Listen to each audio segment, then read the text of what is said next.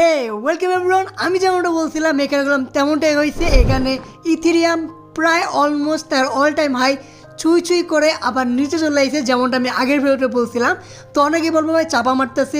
লাস্টের দুইটা short video upload করছি, দুইটাই দেখো। যদি 100তে 100 প্রেডিকশন যদি না হয়ে থাকে তারপরে এসে বলবা।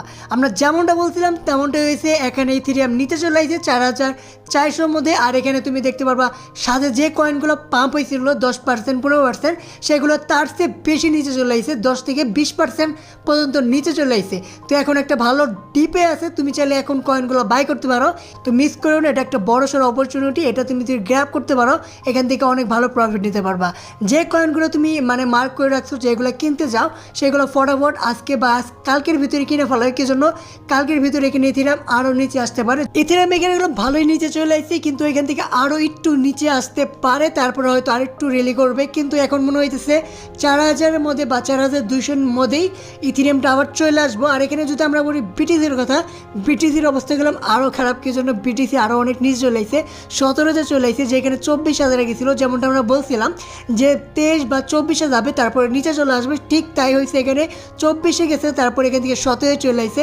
এখান থেকে আরেকটু নিচে আসতে পারে। কি জন্য? কালকে শনিবার, রবিবারও মার্কেট ক্লোজ হয়ে যায়। তো এখানে আরেকটু নিচে আসতে পারে, তারপরে হয়তো আবার একটা র্যালি দিতে পারে। কি জন্য? এখানে করলাম স্টেবল মোডে রয়েছে বিটিসি। তো একইভাবে স্টেবল মোডে থাকবে ইথেরিয়ামও, আর সেই টাইমে কয়েনগুলো পাম্প হবে।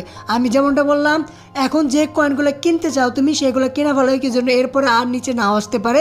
এটা একটা ডিপ অপরচুনিটি হবে, ঠিক আছে? তো এটা মিস করো না। যে যত কয়েন কিনতে চাও এখনই কিনতে পারো। তারপরে তোমার হিসাব করে আমার কথা শুনে না, ঠিক আছে? তুমি নিজে রিসার্চ করবা কোন কয়েনটা কেনা যায়, তো তোমার ইনভেস্ট করবা তুমি, তো তোমার ইচ্ছা, ঠিক আছে? আমার কথা শুনে কিছু করো না, আমি করলাম দায়িত্ব নিয়ে যাচ্ছি না, ঠিক আছে? তো আশা করি বুঝতে পারছি। আর যদি যে কোনো একটা এখান থেকে আমরা কয়েন সিলেক্ট করে দেখি, তো এখান থেকে আমরা দেখলাম কোন কয়েনটা এখান থেকে ভালো, সেটা আমরা যদি দেখি এখানে ARB কয়েনটা দেখো। এখানে ARB কয়েন করলাম খুবই ভালো কয়েন, স্ট্রং কয়েন। আর দেখো এটার অবস্থা, এখানে